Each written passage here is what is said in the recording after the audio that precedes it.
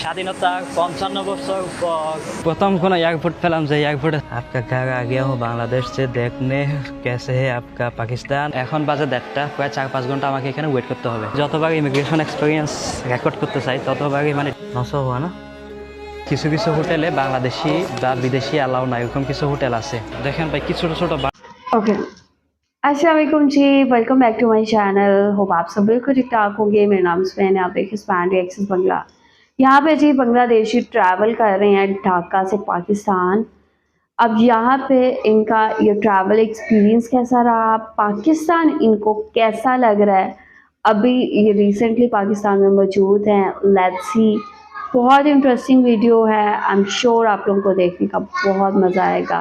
पाकिस्तानियों ने इनको किस तरह ट्रीट किया है। चैनल पे नहीं हुआ है तो चैनल को सब्सक्राइब करें और बेल आइकॉन को क्लिक करें। तो चलते हैं, देखते हैं वीडियो। Let's go. স্বাধীনতা 55 বছর পর প্রথম কোনো এয়ারপোর্ট পেলাম যে এয়ারপোর্টে आपका घर आ गया हूँ बांग्लादेश से देखने कैसे है आपका पाकिस्तान। এখন বাজে 1:30, প্রায় 4-5 ঘন্টা আমাকে এখানে ওয়েট করতে হবে। যতবার ইমিগ্রেশন এক্সপিরিয়েন্স রেকর্ড করতে চাই ততবারই মানে নষ্ট হওয়া না। কিছু কিছু হোটেলে বাংলাদেশি বা বিদেশি অ্যালাউ না, এরকম কিছু হোটেল আছে। দেখেন ভাই কি ছোট ছোট বাস, মাইক্রো বাস, সুন্দর লাগে। নেই মে ইয়াঙ্গো বকিয়া এই কাউন্টার থেকে ওই কাউন্টার। পাকিস্তানের এই বিষয়ে আমি যতটা সহজে পাবো বলে ভাবছিলাম ততটা সহজে আমি পাইনি।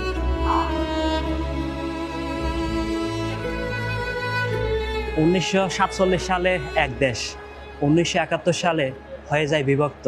আজ 2026 সালে আমি তৎকালীন পূর্ব পাকিস্তান তথা আজকের স্বাধীন সার্বভৌম বাংলাদেশের রাজধানী ঢাকা থেকে রওনা হচ্ছি সেই পশ্চিম পাকিস্তান তথা আজকের স্বাধীন পাকিস্তানের উদ্দেশ্যে। ইতিহাসের পাতায় যেটা ছিল রাজনীতি, সেটা আমি আজ নিজের চোখে দেখতে চাই। কেমন আজকের পাকিস্তান, ইসলামিক দেশ হিসেবে কেমন তাদের রমজান, তাদের শহর ও মানুষগুলোর জীবন। চলুন বন্ধুরা, শুরু করি ঢাকা টু করাচি। আমি সাইফ, আফ্রিকার ডজন কানেক দেশ ঘোরার পর এবার যাচ্ছি পাকিস্তান। বাংলাদেশি পাসপোর্ট নিয়ে ঢাকা থেকে সরাসরি করাচি। অনেকের মনে প্রশ্ন, কেমন দেশ পাকিস্তান, কেমন নিরাপদ বাংলাদেশিদের জন্য, কতটা উন্নত বাংলাদেশের তুলনায়, কতটা বন্ধুসুলভ পাকিস্তানের মানুষ বাংলাদেশিদের প্রতি। এই সফরে সব প্রশ্নের উত্তর আমি খুঁজবো, জানবো, দেখবো খুবই কাছ থেকে, আর দেখাবো আনসিন আফ্রিকাবাসীকে। সাবস্ক্রাইব করুন আনসিন আফ্রিকা, খুবই কাছ থেকে উপভোগ করুন অজানাই পৃথিবীর আমার নতুন গন্তব্য 15তম দেশ পাকিস্তান।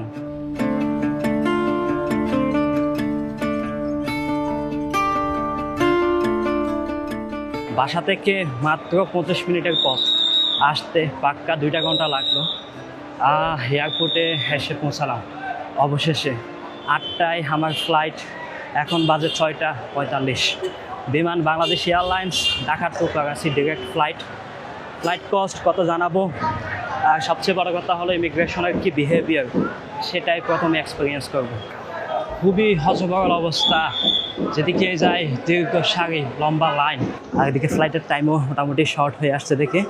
তো পরিচিত একজন আমাকে ছিলেন, শুভাকাঙ্ক্ষী, উনি আমাকে এন্ট্রি দিয়ে দিলেন। এখন বিমান বাংলাদেশ এয়ারলাইন্সের চেক ইন। মশা দেখেন ঢাকা এয়ারপোর্টে, এত বাজে অবস্থা মশার। ইভেন বিদেশিরা পর্যন্ত এসে প্রথমে এয়ারপোর্টে ল্যান্ড করে এই জিনিসটাকে হাইলাইট করে। খুবই দুঃখজনক অ্যান্ড খুবই বিশ্রী একটা ব্যাপার। ইন্টারন্যাশনাল এয়ারপোর্টের মতো একটা জায়গায় যদি মশার এমন উৎপাত হয়। এখন আমার কিছু ক্যাশ বাংলাদেশি টাকা আছে, সেটা দিয়ে আমি US ডলার কিনবো। তার জন্য 12,400 টাকা টোটাল ব্যাট সহ ইনক্লুড করে $100 মতো জাস্ট নিচ্ছি এখান থেকে। পাইলাম US ডলার। আমার লাইফে আজকের মতো বিব্রতকর পরিস্থিতিতে কখনোই পড়ি নাই। ইমিগ্রেশনের লাইনে আমি দাঁড়িয়েছি, একজন পুলিশ অফিসার উনি জিজ্ঞেস করছিলেন 8টার ফ্লাইটে কে কে আছেন, 8টার ফ্লাইটে কে কে আছেন। আমি হাত দেখাইলাম যে আমি আছি। বলে হে মিয়া এদিকে আসেন। এমন ধমক দিল, মোটামুটি যতগুলো মানুষ ইমিগ্রেশনের লাইনে দাঁড়ানো আছে সবাই তাকিয়ে আছে ওনার দিকে আর আমার দিকে। আমি একটু থতমত হয়ে গেলাম। বলে কই যাচ্ছেন পাকিস্তান যখন বলছি। বলে মিয়া তোমার ভিডিও দেখতে দেখতে তো আমি আমার ফোনে এমবি থাকে না, আমার ফ্যামিলি নিয়ে তোমার ভিডিও দেখি নিয়মিত। মানে অনেকক্ষণ ধরে উনি মানে আমাকে বোঝাচ্ছিলেন যে আমাকে উনি চিনেন, আমাকে মানে আমার ভিডিওস দেখেন। এই বিষয়গুলো আমি খুবই বিব্রতকর একটা পরিস্থিতিতে পড়েছিলাম। শুধু উনি না, ওনার কলিগদেরকেও দেখে জিজ্ঞেস করতেছিলেন যে চিনেন কিনা আমাকে, উনি আফ্রিকার ইউটিউবার, আফ্রিকা ট্রাভেল করেন। লম্বা একটা সময় প্রায় 5-7 মিনিট উনি আমার সাথে গল্প করলেন, তারপর ইমিগ্রেশন কাউন্টারে পাঠালেন, যার কাছে পাঠিয়েছেন ওনাকেও বলেন এটা আফ্রিকান ইউটিউবে অনেক দেশ ট্রাভেল করা আছে, দেখেন ঠিকঠাক আছে, আশা করি দিয়ে দেন। পরে দিলেও ইমিগ্রেশন যিনি অফিসার উনিও বলেন ভাই চ্যানেলের নাম কি, উনি চ্যানেলে সাবস্ক্রাইব করলেন। পরে যিনি প্রথমে আমাকে ধরলেন উনি বলেন চলেন আপনার সাথে একটা ছবি তুলি, বললাম যে আপনাদেরকে যদি ভিডিওতে নেওয়া যায়, এখন ভিডিওতে নেওয়ার অনুমতি দিলেন। ইভেন যিনি ইমিগ্রেশন করিয়েছেন উনি ওই টেবিল থেকে ওনার ডেস্ক থেকে উঠে এসে মোটামুটি ছবি তোলার জন্য। তো এটা খুবই প্রাউড এবং সম্মান আমি ফিল করেছি অবশ্যই, ডেফিনেটলি। এরকম পরিস্থিতিতে আমাকে আগে কখনো করতে হয়নি। যতবারই আমি ভেবেছিলাম যে হয়তো ডিফারেন্ট কোনো ইমিগ্রেশন এক্সপিরিয়েন্স পাবো, যেহেতু পাকিস্তান যাচ্ছি বাংলাদেশি হিসেবে, কি কেমন এক্সপিরিয়েন্স হয়, এরকম চিন্তা থেকে আমি যখন ইমিগ্রেশনে আসলাম অ্যান্ড এরকম একটা ব্যাপার যখন ঘটলো পুরাই ডিফারেন্ট একটা ব্যাপার। তো এখন মোটামুটি 40 মিনিট সময় আছে ফ্লাইটের, আমরা এখন ফ্লাইটের দিকে আগাচ্ছি। $100 নিয়ে এই সেই বিমান বাংলাদেশ এয়ারলাইন্স স্বাধীনতার 55 বছর পর প্রথমবারের মতো হয়তো বা ডিরেক্ট। এত মশা রীতিমতো কেবিন ক্রু মস্কিটো তাড়ানোর জন্য মশার স্প্রে নিয়ে ঘুরতেছে। এটা ডেফিনেটলি খুবই বাজে একটা এক্সপিরিয়েন্স দিয়ে শুরু হলো। ইভেন পাকিস্তানের যে লোকাল ওনারা বলতেছিলেন যে বিমান কি আন্দারিত না, মানে মশা এটা বোঝাচ্ছিলেন। বিমান বাংলাদেশের এই direct flight Dhaka to Karachi return সহ পড়েছে আমার প্রায় 60,000 বাংলাদেশি টাকা। বাই দ্য ওয়ে এই ট্রিপটা বেসিক্যালি ইউনিপাল ট্যুরিজমের সৌজন্যে। আপনারা চাইলে ইউনিপাল ট্যুরিজমের মাধ্যমে এশিয়ার বিভিন্ন পপুলার গন্তব্যের ticket, flight ticket, tour package সহ বিভিন্ন দেশের ট্রাস্টেড ট্রাভেল পার্টনার হিসেবে আপনারা ইউনিপাল ট্যুরিজমকে বেছে নিতে পারেন। ডেফিনেটলি তাদের কন্ট্যাক্ট ইনফরমেশন ডেসক্রিপশনে অথবা পিন কমেন্টে দেওয়া রইল। শেপটা মনে হচ্ছে অনেকটা গোলাপ, কেনিয়ার নাইরোবি এয়ারপোর্টের মতোই মনে হচ্ছে। আমরা ল্যান্ড করলাম জিন্নাহ ইন্টারন্যাশনাল এয়ারপোর্টে। এয়ারপোর্টে যেহেতু এরকম ওয়াকিং ব্রিজগুলো আছে, তো সেই হিসেবে মনে হচ্ছে ভালোই বড় অ্যান্ড সুন্দর গোছানো মনে হচ্ছে জিন্নাহ ইন্টারন্যাশনাল এয়ারপোর্টটা। স্বাগতম আমার 15তম দেশ। পাকিস্তানের ইমিগ্রেশন এক্সপিরিয়েন্স নিয়ে অনেক কিছু বলা গেছে। এন্ট্রি পাইলাম, এটা হচ্ছে এয়ারপোর্টের বাইরের দৃশ্য। এখানে অনেক মানুষ। আমি একটা বিষয় খেয়াল করলাম কি, আমাদের দেশে অনেকেই দেখা যায় এখানে ফ্যামিলি থাকেন, আত্মীয় স্বজন থাকেন। তো মোটামুটি বেশিরভাগই এমনই যে আত্মীয় স্বজন আসেন, ওনারা রিসিভ করতে আসছেন। এয়ারপোর্টের ভিতরে সিমের কোনো দোকান নাই কোনো এক্সচেঞ্জের সব ছোট্ট একটা আছে, ওটাতে গিয়েছিলাম, বলে যে এখানে নাই, ডলার এক্সচেঞ্জ বাইরে থেকে করে নাও।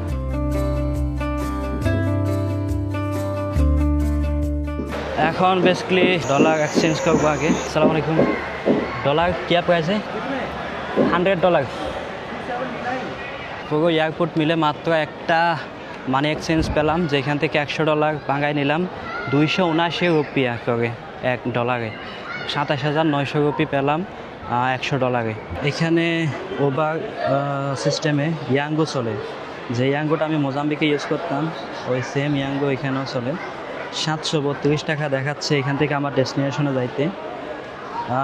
দেখি এই যে বুক হয়ে গেল ইয়াঙ্গো অ্যাপে, গাড়ি আসবে 1 মিনিট লাগবে।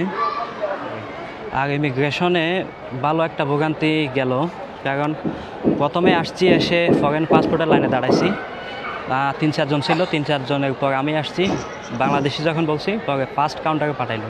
ফার্স্ট কাউন্টারে গেছি, ওখানে যে ইমিগ্রেশন বসা আছে সে সব বাংলাদেশিদেরকে বলে 5 মিনিট ওয়েট করেন। তো 5 মিনিটের জায়গায় 10 মিনিট হয়ে গেছে, কারণ যে ওখানে বসা তার ডিউটি নাকি শেষ, আরেকজন অফিসার আসবে, সেই করবে ইমিগ্রেশন। 10-15-20 মিনিট মতো ওয়েট করছি সকলেই। যে ইমিগ্রেশন আরেকজন আসার কথা অফিসার, সে আসছেন। আসার পর বলে যে এরা সবাই দাঁড়ায় আছে কেন? বলে তোমার জন্য। বলে না, আমার কোনো কাজ নাই, অন্য কাউন্টারে পাঠাও। অন্য কাউন্টারে গেছি, প্রায় 20-25 জনের পিছনে লাইনে দাঁড়াইছি। আধা ঘন্টা মতো লাইনে দাঁড়াইছি। তারপর দেখি পাশের কাউন্টারে মোট আর 2 জন আছে।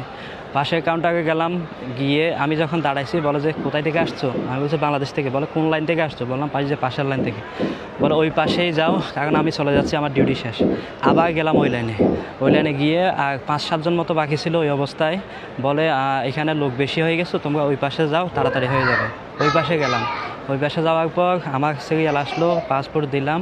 দেওয়ার পর বলে কেন আসছো, কার কাছে আসছো? বললাম যে আমার তো কেউ নাই, আমি ট্যুরিস্ট ওয়ার্ল্ড ট্রাভেলার আমি। সে তো মানে ট্যুর করতে আসছি, বলো কয়দিন থাকবা? তো আমি বলছি এই তো 4-5 দিন থাকবো। তারপর এইটুকুই, ফিঙ্গারপ্রিন্ট দিয়ে ইমিগ্রেশন ডান কমপ্লিট। বের হওয়ার সময় আবার এন্ট্রি সিল চেক করে তারা ধরলো, বলে কোথায় যাচ্ছ, কেন আসছো? আমি বলছি দুনিয়া দেখার জন্য আসছি। বলে পাকিস্তান কি দুনিয়া? বললাম দুনিয়ার একটা অংশ পাকিস্তান, সেই হিসেবে পাকিস্তানে আসা। তারপর আমার এন্ডোসমেন্ট দেখলো পাসপোর্টের পিছনে, আমি 1 বছর আগে প্রায় $5,000 এন্ডোস করেছিলাম আমার কার্ডে। বলে $5,000 লেকে আয়া হো? তো বললাম যে হ্যাঁ, কার্ডে এন্ডোস করে আসছি, যত ইউজ করতে পারি বা যত খরচ নেই। তারপর ছেড়ে দিল। তো বের হলাম, বের হয়ে এখানে সিমের দোকান খুঁজলাম, পাইলাম না, মানি এক্সচেঞ্জ করলাম। এ হচ্ছে পাকিস্তানের ইমিগ্রেশন এক্সপিরিয়েন্স। তবে আরেকজনকে আমি দেখলাম যিনি প্রায় 1 মাস থাকবেন, তো ওনার হোটেল বুকিং ছিল 5 দিনের। তো বলে বাকি 25 দিনের হোটেল বুকিংও লাগবে। ওটার জন্য আমি একটু নার্ভাস ছিলাম। তো ওনাকে রিটার্ন দেয় নাই, ওয়েট করাইছে, জানি না ওনার কী অবস্থা। তো এরকম একজনকে দেখলাম যে যতদিন থাকবে, রিটার্ন ডেট যতদিন, ততদিন পর্যন্ত ওয়েট করতে হবে, সেরকম একটা মানে নিয়ম তারা দেখাইলো। বলে ভাবছিলাম ততটা সহজ আমি পাইনি, খুব ভালো একটা ভোগান্তির পরেই আমাকে এই বিষয়টা পেতে হয়। তার যথেষ্ট যৌক্তিক কারণও হয়তো বা আমার ধারণার মধ্যে আছে। আজ থেকে প্রায় 7-8 মাস আগে এই পাকিস্তানের ভিসার জন্য আমি অ্যাপ্লাই করি নিজেই। অ্যাপ্লাই করার সময় ক্রাইটেরিয়া হিসেবে, রিকোয়ারমেন্টস হিসেবে শুধুমাত্র হোটেল বুকিংটাই প্রয়োজন হচ্ছিল, অ্যান্ড আমি কতদিন থাকবো এই বিষয়টাই শুধু প্রয়োজন হচ্ছিল। পরে আমি তখন অ্যাপ্লাই করি, ভিসার কোনো ফি ছিল না বাংলাদেশিদের জন্য, ফ্রিতে অ্যাপ্লাই করি। রাতে ঘুমানোর আগে অ্যাপ্লাই করি, সকালে ঘুম থেকে উঠে দুপুর নাগাদ সেই ভিসাটা আমার অ্যাপ্রুভাল চলে আসে মেইলে। অর্থাৎ ফ্রিতে আমি 3 মাসের মাল্টিপল এন্ট্রি ভিসা পেয়েছিলাম। তখন আমি ছিলাম উগান্ডায়। তো মোটামুটি আমার একটা প্ল্যানিং ছিল যে বাইরে আমি বাংলাদেশ আসবো, ওই সময়কালের কথা। তখন কোনো না কোনোভাবে ওই ট্রিপটা আমি বা ওই মিশনটা আমি কমপ্লিট করতে পারিনি। তো আমাকে মাঝপথ থেকে বাংলাদেশে ফ্লাই করতে হয়, পাকিস্তান আর যাওয়া হয়নি। প্রায় 5-6 মাস পর এসে আমি আবার অ্যাপ্লাই করি। অ্যাপ্লাই করতে গিয়ে দেখি এখানে ভিসা যে আগে ফ্রি ছিল ওইটা নেই, $25 3 মাসের সিঙ্গেল এন্ট্রির জন্য। 3 মাসে কোনো মাল্টিপল এন্ট্রি নেই। 1 বছরের মাল্টিপল এন্ট্রির অপশন ছিল, যেখানে $37 1 বছরের মাল্টিপল এন্ট্রির জন্য দিতে হচ্ছিল। তো $37 পেমেন্ট করে আমি হোটেল বুকিং দিয়েই অ্যাপ্লাই করি অনলাইনে। কোনো ব্যাঙ্ক স্টেটমেন্ট বা এরকম কোনো ডকুমেন্টস তারা চায়নি অনলাইনে অ্যাপ্লাই করার সময়। অ্যাপ্লাই করে প্রায় মোটামুটি 10 থেকে 15 দিন আমি ওয়েট করি, কোনো ধরনের রেসপন্স পাচ্ছিলাম না। প্রসেসিংয়েই পড়েছিল এই ফাইলটা। প্রসেসিংয়ে থাকার পর হঠাৎ করে রাত প্রায় 2টা কি 3টার দিকে মেইল পাই যে আমাকে তার 2 দিন না 3 দিন পরে ঢাকার পাকিস্তান হাই কমিশনে ইন্টারভিউর জন্য যেতে হবে। যাবতীয় কাগজপত্র যেগুলো আমি অনলাইনে সাবমিট করেছি, ওই কাগজপত্রগুলো এবং আমার প্রিভিয়াস যত পাসপোর্ট ছিল সব পাসপোর্টগুলো সাথে নিয়ে যেতে হবে। 2টা বিষয়, এক হচ্ছে আমার সব পাসপোর্ট, দ্বিতীয়ত হচ্ছে আমি অনলাইনে অ্যাপ্লাই করার সময় যে কাগজগুলো সাবমিট করেছিলাম ওইগুলাই। তো আমি সাবমিট করছি শুধুমাত্র হোটেল বুকিংটা, আর প্রিন্টেড অ্যাপ্লিকেশন যেটা আমি সাবমিট করি ওই অ্যাপ্লিকেশনটা আমাকে সাথে নিয়ে যেতে বলে। এই 3টা জিনিস। পরে আমি ঢাকার গুলশান 2-এ পাকিস্তান হাই কমিশনে যাই। যাওয়ার পর 11টায় আমার অ্যাপয়েন্টমেন্ট ছিল, 10:30টায় আমি পৌঁছাই। পৌঁছানোর পর বলে ডকুমেন্টস তো এখানে কমপ্লিট নাই, আরও ডকুমেন্টস লাগবে। কি বলে, ব্যাঙ্ক স্টেটমেন্ট লাগবে 3 মাসের, বিদ্যুৎ বিলের কপি লাগবে। এই 2টা ডকুমেন্ট এক্সট্রা তারা চাচ্ছিল। তো পরে আমি ওখান থেকে গিয়ে আবার গুলশান 2-এর সেই রাউন্ড অ্যাবাউটে গিয়ে এই ডকুমেন্টগুলো কালেক্ট করে আনার পর আমাকে ইন্টারভিউর জন্য প্রথমে একজনে ডাকে। তিনি জাস্ট জিজ্ঞেস করতেছিলেন, মোটামুটি একটা বড় ফর্ম নিয়ে বসছিলেন, জিজ্ঞেস করছিলেন যে আমি কে, আমি কি করি, পাকিস্তান কেন যাব, আমার প্ল্যান কি, আমি কোন কোন দেশে গিয়েছিলাম ওগুলো সব দেখছে। বলে স্যারে তো আফ্রিকান কান্ট্রিসে। তো আমি বললাম যে হ্যাঁ, আমি আফ্রিকায় আমার বিজনেস আছে, মোজাম্বিকে আমি থাকি। তো আমার মোজাম্বিকে ওয়ার্ক পারমিট আছে, এখনও ভ্যালিড। আর ওই বিজনেসটা অন্য একজনে দেখতেছে, আমি ফুল টাইম ট্রাভেলিংয়ে আছি। পাশাপাশি আমি একজন ইউটিউব ব্লগ করি, পৃথিবী আমি নিজে দেখি আর মানুষকে দেখাই। আমার ইউটিউব চ্যানেলের নাম নিল, তারা নামটা লিখলো, ফেসবুক পেজ আছে কিনা, ইউটিউব চ্যানেলের সাবস্ক্রাইবার কত আছে, ফেসবুক পেজে কত ফলোয়ার আছে, কয়টা পেজ আছে, কয়টা চ্যানেল আছে, সবগুলো কয়টা ফলোয়ার আছে সবগুলো ওনারা ওখানে লিখে নিলেন। তো কথায় যে এটাও জিজ্ঞেস করলেন যে ফ্যামিলি ব্যাকগ্রাউন্ড কেমন, আমি বিবাহিত কিনা, বউ নিয়ে ট্রাভেল করি কিনা, হচ্ছে আমার বাচ্চা কাচ্চা আছে কিনা, এই বিষয়গুলো জানতে চাইলেন। হঠাৎ করে জিজ্ঞেস করলেন এক ফাঁকে যে কাবি ইন্ডিয়া নিয়ে গিয়া, কখনো ইন্ডিয়া যান নাই? তো পরে বললাম যে হ্যাঁ, গেছিলাম অনেক আগে, 2018 সালে, ওই ভিসাটাও ছিল। তারপর উনি মোটামুটি বেশ কিছুক্ষণ ধরে কিছু একটা নোট করতেছিলেন। তারপর এরকম আর কিছু আনুষঙ্গিক কথাবার্তা জিজ্ঞেস করে তারপর বলেন যে ঠিক আছে আপনি বাইরে ওয়েট করেন। ওয়েট করার পর আরেকজন অফিসার কাছে ইন্টারভিউর জন্য দেখালেন। ওইখানে খুব সুন্দরভাবে বিহেভিয়ার প্রথম জনও এবং সেকেন্ড জন লাস্ট वीडियो आप জন लोगों ने যিনি देखा, बहुत इंटरेस्टिंग वीडियो। ये बांग्लादेशी भाई पहुंचे पाकिस्तान और पाकिस्तान आने तक का इन्होंने सारा जो एक ठीक है एक्सपीरियंस वो शेयर किया, लाइक इनको पाकिस्तान कैसा लग रहा है। अब आगे ये मज़ीद वीडियोस भी शेयर करेंगे। वेल इनका जो ट्रैवल था वो बहुत स्मूथ था, इनको एज सच कोई इशू नहीं हुआ इमिग्रेशन में, और एवरीथिंग वाज वेरी स्मूथ। और लाइक फर्स्ट टाइम जे डायरेक्ट फ्लाइट से पाकिस्तान पहुंचे हैं। लेट्स सी पाकिस्तान में इनका एक्सपीरियंस कैसा रहता है। I will be waiting for his videos. आप लोग क्या कहेंगे, आप लोगों का क्या कहना है? जो भी कहना चाहते हैं लाजमी बताएं कमेंट सेक्शन में। वीडियो को लाइक शेयर लाजमी करें। अपना ख्याल रखें, अपने चैनल का भी। I will see you till then, take care, अल्लाह हाफिज़, बाय बाय।